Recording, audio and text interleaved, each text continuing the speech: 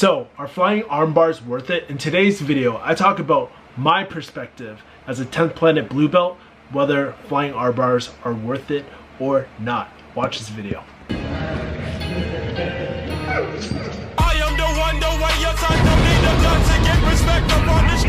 Hey, what's going on? It's your boy Kevin Yee. I thought I would talk a little bit about jiu-jitsu today. One of the channels that I follow, BJJ Scout, really great channel, suggests that you watch it because BJJ Scout always breaks down different guards and whatnot. So apparently there was this Russian competition, BJJ competition. This guy from Dagestan, also where Khabib is from, actually tried to pull off a flying armbar, and he landed on his neck, fractured his neck, had some brain trauma. Luckily for him, they thought he was going to be paralyzed from neck down, but he's actually been able to move his hands and fingers and whatnot. And it just really made me think about, these moments where you do these fancy moves and you get injured. Take it from me, I'm not a black belt, but I've been training for a little bit now. Every single fancy move I try to hit in a roll, I always get injured, right? And it's actually really scared the shit out of me. With every single move, there's always an inherent risk benefit, right?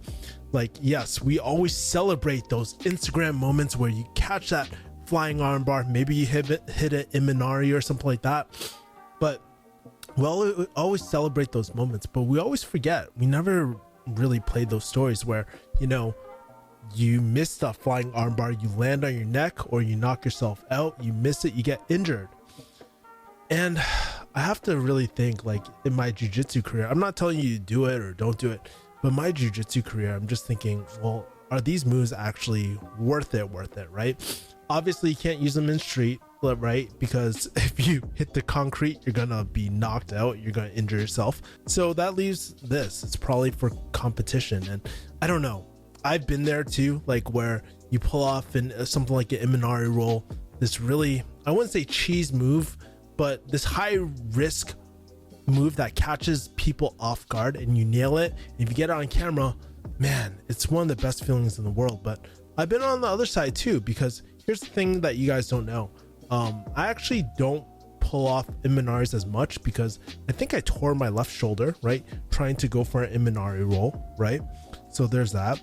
I also recently strained, if you haven't seen any jiu-jitsu videos from me recently, there's a good reason, because I actually sprained my left, what was it, LCL or MCL? I can't remember which one that the MRI had, but basically I was trying to do this fancy Craig Jones entry with from Z-Guard, where you elevate the guy and insert your leg to get that full inside Senkaku or honey hole or 411, whatever you want to call it.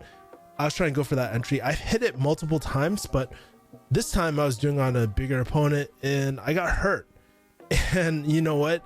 It's really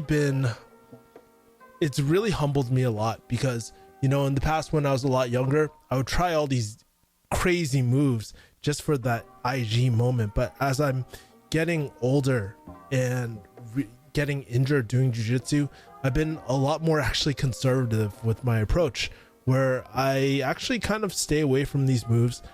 I'm just staying closer to fundamentals and all that sort of stuff, and just making sure that I focus on longevity. So for you that's watching this, maybe you compete and you want to pull off these moves, cool, but for my purposes, I just love learning jiu-jitsu.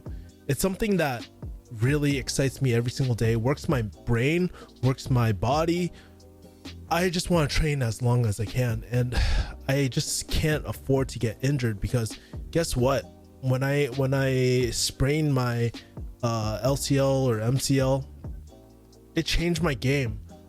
It's my first major injury, I guess you would say, and I mean, it's scary even going for a butterfly sweep at this point, right?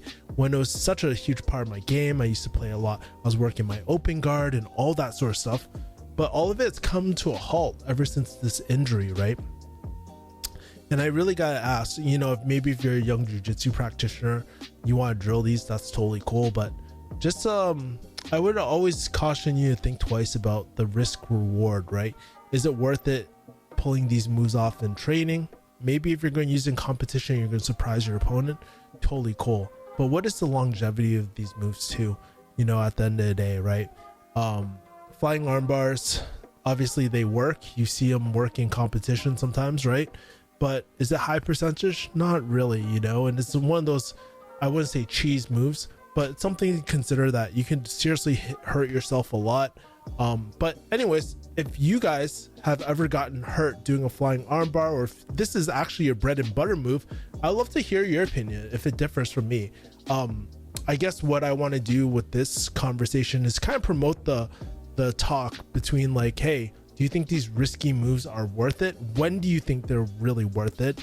Are they worth it if you're like in UFC and you're going against John Jones and you can actually catch him with a crazy submission, or you're just trying to get famous? Is it worth it then? When is it necessarily worth it? I would love to kind of hear your opinion and really promote this. And do you guys think that these moves should be banned because of the serious consequences of these things, right? Or do you blame it on the jiu-jitsu practitioner? Or do you take the stance that, hey, every person is responsible for themselves? It was his fault for going that route. I'm kind of curious to see what your opinion on this was. And let's start a discussion below. If there's any other jiu-jitsu topics that you want me to talk about, like lifestyle or my game plan, how I'm structuring my roadmap or map to recovery, let me know in the comments. I would love to shoot some more jiu-jitsu type of videos, because jiu-jitsu is one of those things that just lights me up every single day. I get so energized talking about it. I never, like, on my personal time, all my marketing friends, they all know that I love jiu-jitsu, so I would love to kind of share that life with y'all. But let me know, guys, in the comments. Let's start a discussion. Let's keep it respectful, guys. I hope Aliyev, the guy who got injured, I hope he has a speedy recovery, and I'm glad that he's not paralyzed. But it really brings up a good discussion whether, hey, you know, when are these arm bars, these flying arm bars or cheese moves or fancy moves really worth it? Love to hear your opinion. Anyways, make sure to subscribe, and I'll talk to you guys later. 10th Planet Blue Belt out.